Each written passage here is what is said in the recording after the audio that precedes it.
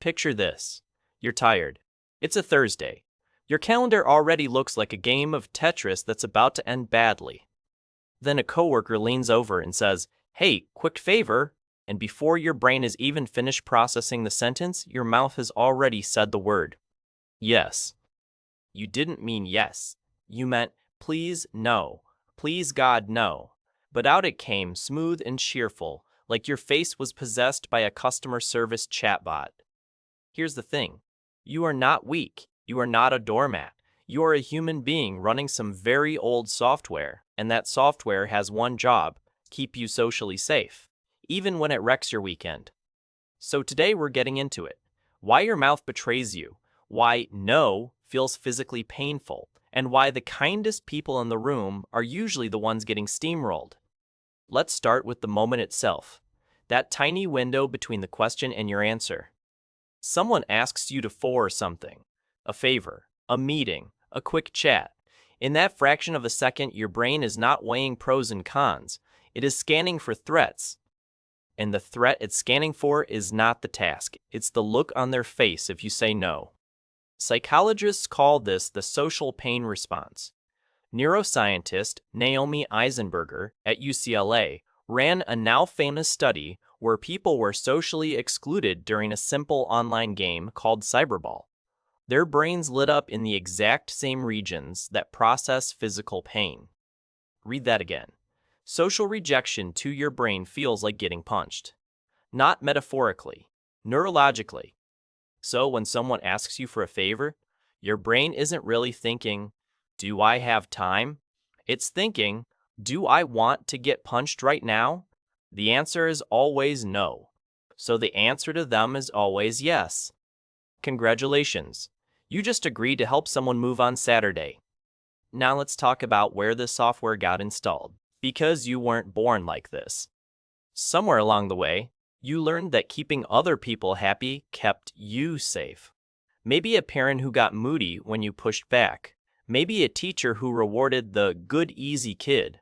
Maybe a friend group where having an opinion got you frozen out. Your nervous system took notes.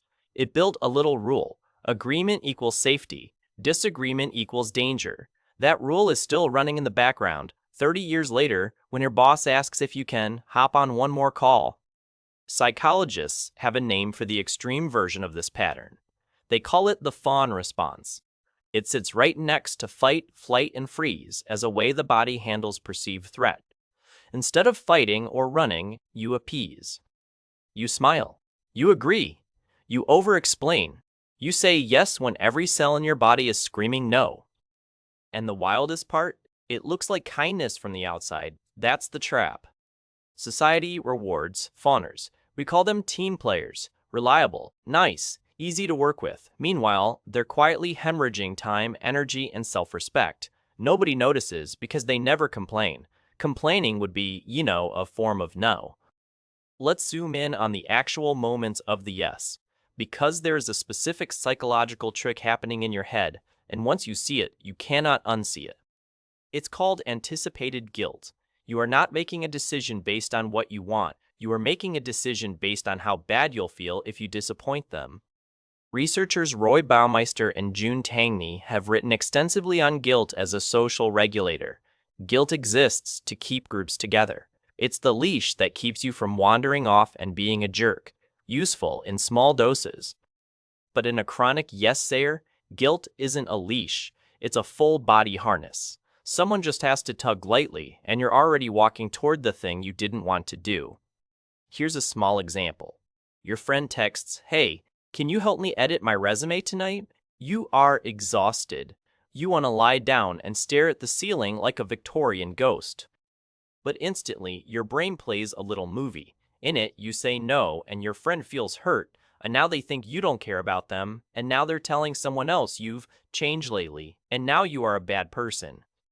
You have not said a single word out loud yet. Your brain has already run an entire courtroom drama, and you lost. So you type back, "Sure, send it over." And the movie stops. Relief. Sweet, chemical, dopamine-flavored relief. That relief is the drug. That's what you're chasing, not the favor. The stopping of the internal panic. Here's the part that should bother you a little. You are not saying yes to them. You are saying yes to make your own discomfort go away, which sounds selfish, but it's actually the opposite. It means your yes isn't really a gift. It's a defense mechanism wearing a bow. Now let's bring in one of the sharpest thinkers on how easily we get pushed into compliance. Robert Cialdini, the psychologist behind the book Influence. Cialdini spent years going undercover in sales and marketing to figure out why humans agree to things they don't want. He found that we are not calm, rational deciders. We are pattern-following creatures who respond to social scripts almost automatically. One of his big ideas is the principle of reciprocity. If someone does something for you, even something small, you feel a weird gravitational pull to do something back. A lot of your yeses aren't really about now. They're about a favor from 3 months ago you're still emotionally paying interest on. Cialdini also talks about commitment and consistency. Once you say yes to something small, your brain wants to keep the story consistent. You said yes to a quick coffee, then a quick call, then a quick project. Suddenly you're on a committee, and you don't even remember agreeing to join. You didn't.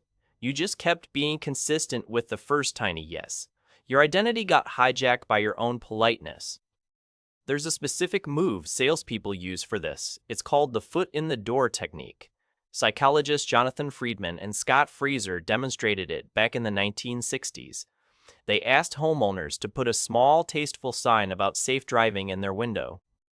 Weeks later, a different researcher came back and asked those same people to put a huge, ugly billboard in their front yard, and a shockingly high number said yes. Why? Because they'd already committed to being the kind of person who supports this cause. The billboard was just staying in character. You do this every day. Someone gets one small yes out of you, and suddenly your brain is writing a whole personality around it. You're not tired, you're helpful, you're not overworked, you're a team player.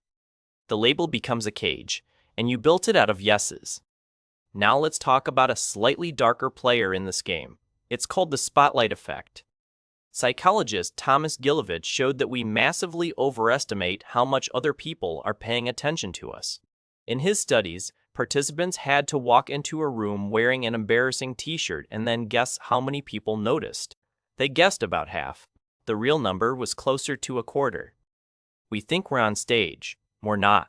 Everyone else is starring in their own show, barely noticing yours. But your yes-saying brain doesn't know that. It's convinced that if you say no, they will remember it. They will judge it. They will bring it up at your funeral. She was nice, but remember that time she wouldn't help with the spreadsheet?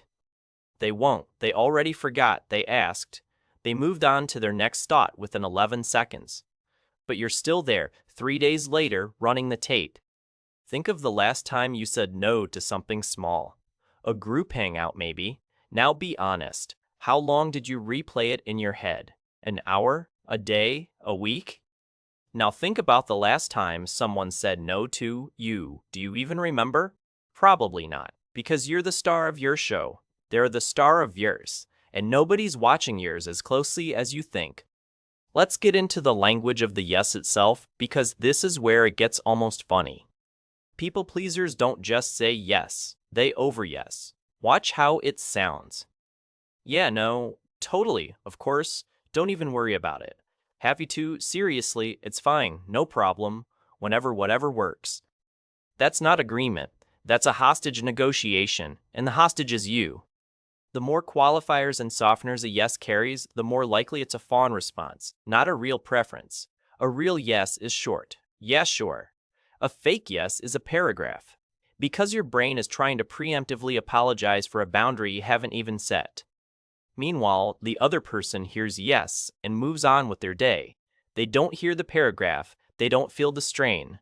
They just got what they wanted, delivered gift wrapped in extra enthusiasm. Which brings us to the invisible cost, the part nobody talks about. Every yes is a no to something else. Every sure, I can stay late, is a no to your dinner. Every of course I'll listen is a no to your own quiet. Every happy to help is a no to the thing you actually wanted to do tonight. You are not adding stuff to your life when you say yes.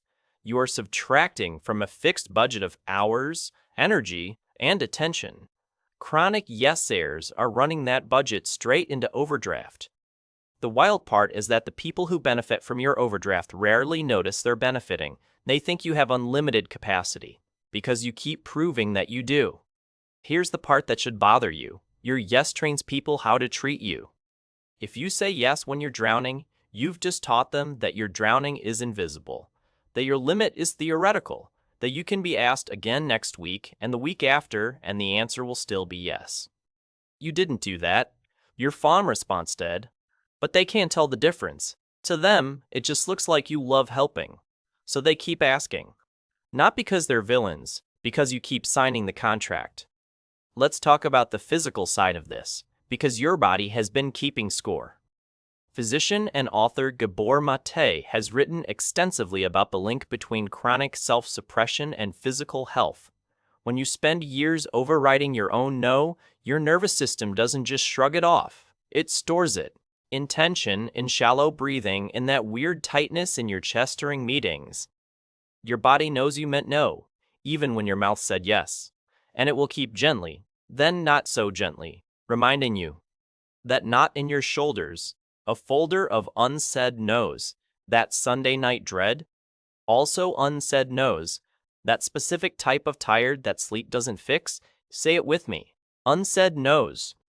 You cannot outrun this with productivity hacks. You cannot green juice your way out of it. The only thing that fixes it is the word your throat has been afraid to make. Okay? So what actually happens when you finally say no? Here is the strangest, best-kept secret in behavioral psychology. Almost nothing.